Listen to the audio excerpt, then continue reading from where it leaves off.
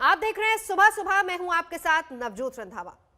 बात करते हैं कोरोना वैक्सीन की और प्रधानमंत्री नरेंद्र मोदी की वैक्सीन यात्रा की, क्योंकि कल दिन भर प्रधानमंत्री नरेंद्र मोदी ने देश में तैयार हो रही कोरोना वैक्सीन का लेटेस्ट अपडेट लिया है। प्रधानमंत्री देश में वैक्सीन तैयार होने वाले 3 केंद्रों यानी कि अहमदाबाद, हैदराबाद और पुणे पहुंचे और तीनों केंद्रों पर प्रधानमंत्री ने वैज्ञानिकों से बात भी की। वैज्ञानिक दिन रात वायरस को मात देने के युद्ध में खुद को झोंके हुए हैं। इस अदृश्य वायरस से दुनिया को बचाने के लिए वैज्ञानिकों ने वैक्सीन की संजीवनी लगभग तैयार कर ली है। इंतजार का काउंटडाउन खत्म होने वाला है।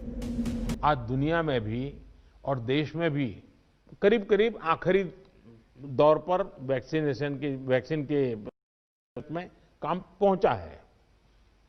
भारत सरकार हर डेवलपमेंट पर बारीकी से नजर रखे हुए हैं, हम सबके संपर्क में भी हैं।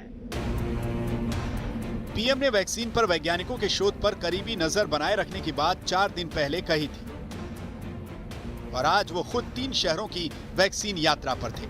इस दौरान पीएम ने रेस में शामिल 3 वैक्सीन की तैयारी को बारीकी से समझा।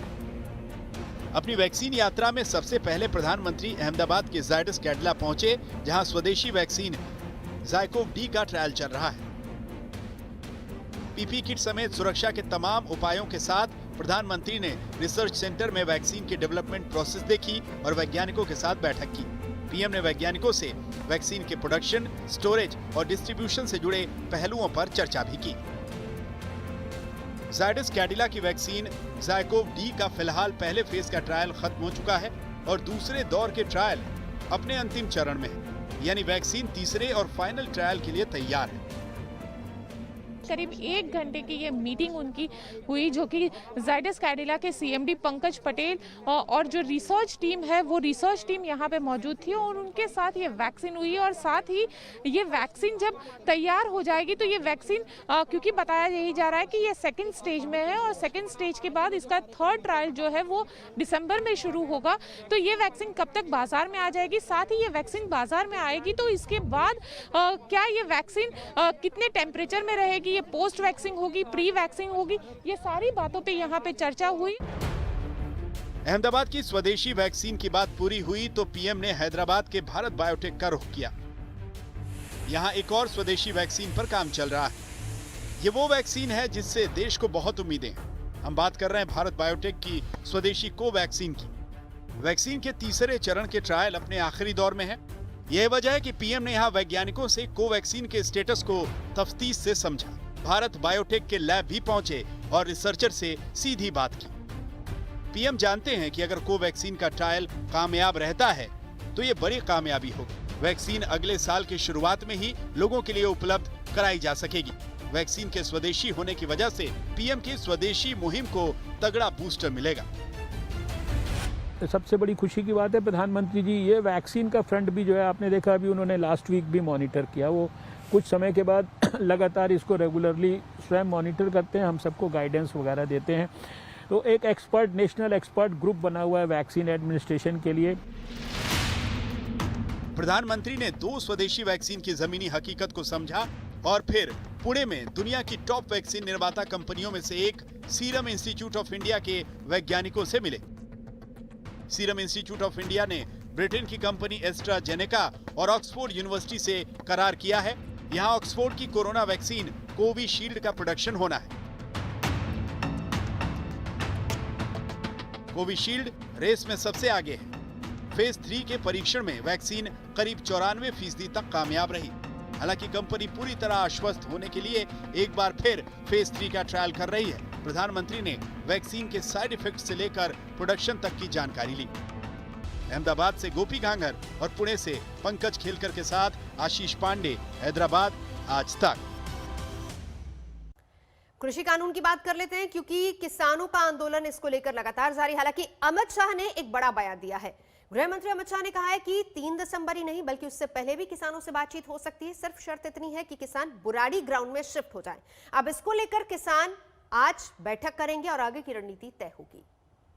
जो किसान भाई आज अपना आंदोलन कर रहे हैं, वो सभी को मैं अपील करना चाहता हूं कि भारत सरकार आपसे चर्चा करने के लिए तैयार ही है और भारत सरकार आपकी हर समस्या और आपकी हर मांग पर विचार विमर्श करने के लिए तैयार हैं। ये अपील है गृह मंत्री अमित शाह की। ये संदेशा है केंद्र सरकार का।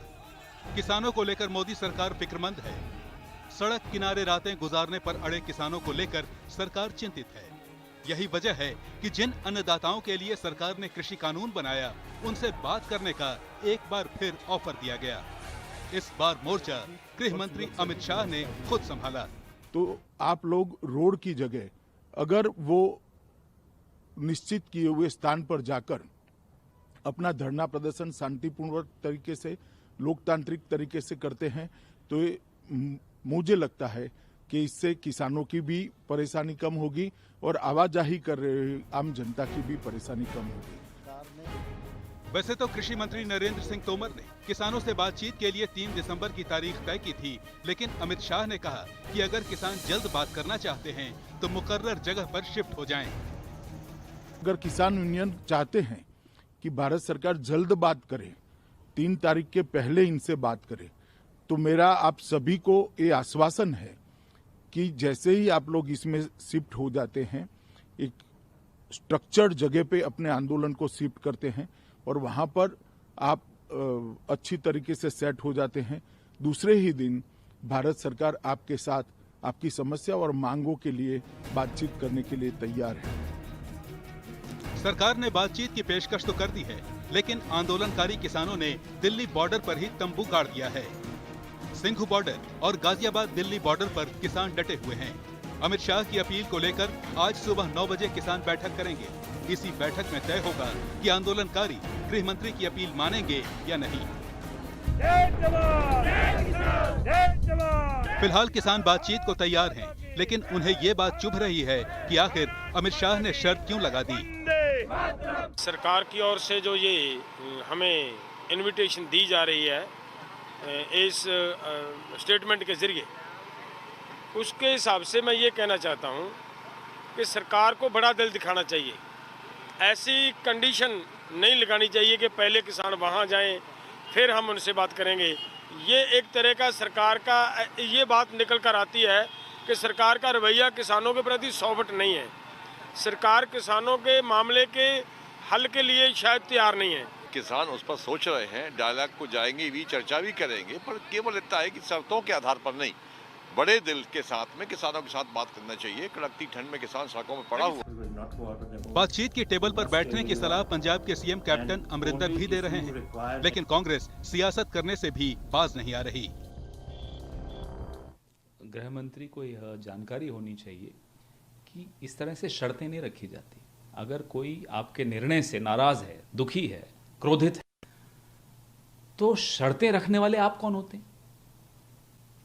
मुझे बड़ा अचंभा हुआ जब मैंने देखा गृह मंत्री इस दंभ के साथ आकर और शर्तें रख रहे हैं उन किसानों के सामने जिनको आपने तबाह करने में कोई कसर नहीं छोड़ी। तबाह भी आप करें, शर्तें भी आप रखें, ये कहां के कानून है? जिनके दम पर मिट्टी भी सोना उगलती है, जिनकी मेहनत से भारत का पेट भरता है, उनकी आवाज मायने रखती है। यही वजह है कि सरकार बार बार बातचीत के लिए किसानों को बुलावा भेज रही है। सिंघू बॉर्डर पर इस वक्त जो स्थिति है वो पिछले 2 दिनों से काफ़ी जुदा है। अगर हम आज की बात करें तो आप देखिए कि किस तरह से जो पुलिस का बैरिकेड है, यानी जो हरियाणा और दिल्ली की सीमा है, उसमें कई मीटर दूर जो है वो किसान है और वहाँ पर एक खुद बैरिकेड है। यानी अब दिल्ली और हरियाणा की सीमा में ज़्यादा फर्क हो गया है, जिसमें गैप ज़्यादा हुआ है। आपको बता दें कि 2 दिन तक लगातार पुलिस और किसानों के बीच में जिस तरह से फेस ऑफ की स्थिति रही, उन सब के बीच रविवार को आप देख सकते हैं किस तरह से सुबह के वक्त यहाँ पर जो किसान हैं वो बिल्कुल दूसरी तरफ, पीछे की तरफ हैं। और आपको दिखा दें कि जो इस वक्त पुलिस भी है वो अपेक्षाकृत पिछले दिनों के काफ़ी यहाँ कम भी दिखाई दे रही है। और साथ ही साथ आपको बता दें कि रविवार का दिन बहुत ख़ास दिन किसानों के प्रोटेस्ट को लेकर इसलिए होने वाला है क्योंकि यहाँ पर मीटिंग है किसान नेताओं की प्रोटेस्टर्स से, और उस मीटिंग के बाद ही तय होगा कि क्या वो अपनी बात रखने के लिए बुराड़ी संत समागम में जा रहे हैं या फिर वो यहीं पर रहकर अपनी बात करेंगे। लेकिन इन सब के बीच आपको बता दें कि केंद्र सरकार लगातार किसानों से कह रही है कि वो बातचीत करने के लिए तैयार है। अगर किसान बुराड़ी संत समागम का जो ग्राउंड है वहाँ पर आते हैं, अपनी बात शांतिपूर्ण तरीके से रखते हैं, तो इस पूरे वाक्य में कुछ रिजल्ट निकल सकता है। इन सब के बीच आपको बता दें कि गुरु पर्व है और गुरु पर्व को देखते हुए लगता है कि कुछ अच्छी खबर, कम से कम जो किसान और पुलिस के बीच प्रोटेस्ट की स्थिति बन रही है, सरकार और पुलिस और साथ ही साथ किसानों के बीच में जो कि बातचीत का सिलसिला नहीं बन रहा है, ऐसा लग रहा है कुछ न कुछ रिजल्ट जो है निकल के आएगा। लेकिन ये सब कुछ निर्भर करता है रविवार को सिंघू बॉर्डर पर होने वाली मीटिंग पर। कैमरामैन पवन के साथ राम किंकर सिंह, दिल्ली, आज तक। हैदराबाद में यूं तो निकाय चुनाव है, मगर उसकी गहमा गहमी किसी लोकल चुनाव की तरह नहीं है। निकाय चुनाव में बीजेपी के दिग्गज नेताओं ने पूरा दमखम झोंक रखा है। जेपी नड्डा हैदराबाद होकर आ चुके हैं, योगी आदित्यनाथ हैदराबाद में हैं, गृह मंत्री अमित शाह आज हैदराबाद प्रचार करने के लिए पहुंच रहे हैं। बीजेपी के दिग्गज नेताओं का यही प्रचार करना ओवैसी को अखर रहा है। अब की बार कौन जीतेगा हैदराबाद का निकाय चुनाव? जवाब तो परिणाम आने के बाद मिलेगा, मगर हैदराबाद के निकाय चुनाव इतने दिलचस्प पहले कभी नहीं दिखे। पहले कभी नहीं देखा गया कि बीजेपी की पूरी पलटन निकाय चुनाव में उतर गई हो। आज बीजेपी के स्टार प्रचारक योगी आदित्यनाथ हैदराबाद में हल्ला बोल रहे हैं। एक दिन पहले ही बीजेपी के अध्यक्ष जेपी नड्डा ने रोड शो करके ओवैसी पर करारा हमला किया था। बीजेपी हैदराबाद के निकाय चुनावों को धार दे रही है। बीजेपी प्रवक्ता संबित पात्रा यहां से ओवैसी पर निशाना साध रहे हैं। ओवैसी जी जिस प्रकार कह रहे थे कि अगर मेरे गर्दन पे छुरा भी रख दोगे तब भी मैं भारत माता का नाम नहीं लूंगा। उनके जो विधायक हैं जो बिहार में चुने गए, उन्होंने कहा हम हिंदुस्तान शब्द का प्रयोग नहीं करेंगे। उनके लोग कह रहे हैं कि ग्रेटर हैदराबाद के अंदर जो ओल्ड सिटी है, ओल्ड सिटी के मुखिया, ओल्ड सिटी के सीएम ओवैसी ही हैं। ये किस प्रकार की बातें हैं? और 15 मिनट पुलिस हटा दो, उसके बाद देखो दूसरों का हश्र क्या होता है। ये सब किसने कहा था? हम हिंदू मुस्लिम में विश्वास नहीं करते हैं, हम सबका साथ, सबका विश्वास और सबके विकास में विश्वास करते हैं। हालांकि संबित पात्रा ने आज तक के कार्यक्रम टक्कर में भी ओवैसी पर ऐसा ही तीखा हमला बोला था। तब ओवैसी ने मोदी को अपना पीएम मानने से इनकार कर दिया था।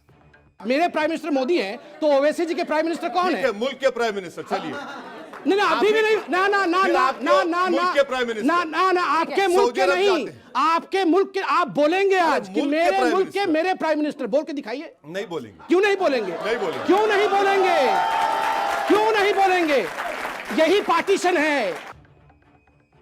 150 सीटों वाले ग्रेटर हैदराबाद म्युनिसिपल कॉरपोरेशन के लिए बीजेपी ने पूरा दमखम लगा रखा है। वहां पहले से ही तेजस्वी सूर्या प्रचार की कमान संभाले हुए हैं, लेकिन ऐसा नहीं है कि ओवैसी शांत बैठे हैं। वो बीजेपी के हर हमले का जवाब दे रहे हैं। किसानों ने बड़ा भरोसा किया कि चलो मोदी आएगा तो किसान को फायदा होगा। आज दिल्ली के कड़ाके की सर्दी में किसानों के ऊपर दिल्ली की पुलिस उनके ऊपर पानी बरसाती है। 10 डिग्री टेम्परेचर में पानी बरसाकर किसानों को तकलीफ दे रही है। हर महाज पर ये हुकूमत नाकाम साबित हुई है बीजेपी की। ओवैसी तो हमला बोल ही रहे हैं, मगर उनके भाई अकबरुद्दीन ओवैसी भी अपने ही अंदाज में मोदी और योगी पर हमले कर रहे हैं। और ये कलमा पढ़ने वाला मुसलमान हूं, किसी के बाप से डरने वाला नहीं हूं,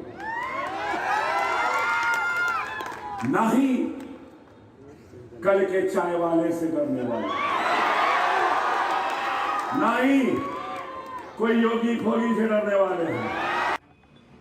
वैसे कहने के लिए तो निकाय चुनाव में 4 प्रमुख पार्टियां हिस्सा ले रही हैं, टीआरएस, कांग्रेस, एआईएमआईएम और बीजेपी, मगर असली रंग बीजेपी और एआईएमआईएम के बीच ही दिख रहा है। सवाल है क्यों? बिहार में एआईएमआईएम एनडीए गठबंधन का स्पीकर चुनने में सहयोग देती है, तो फिर यहां तल्खी क्यों है? जवाब के तौर पर यूं मानिए कि बीजेपी को लगता है कि कर्नाटक के बाद तेलंगाना ही वो राज्य है जहां वो अपनी पैठ बना सकती है। यहां कांग्रेस कमजोर है, चंद्रबाबू नायडू से लोग खफा हैं, टीआरएस मजबूत जरूर है, लेकिन अगर बीजेपी ओवैसी को उन्हीं के गढ़ में मात देने में सफल होती है तो विधानसभा चुनाव के लिए उसकी ताकत और बढ़ेगी।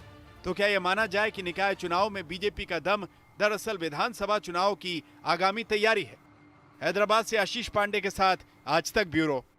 यहां रुकेंगे एक ब्रेक के लिए। आज तक पर खबरों का सिलसिला लगातार जारी है, देखते रहिए आज तक।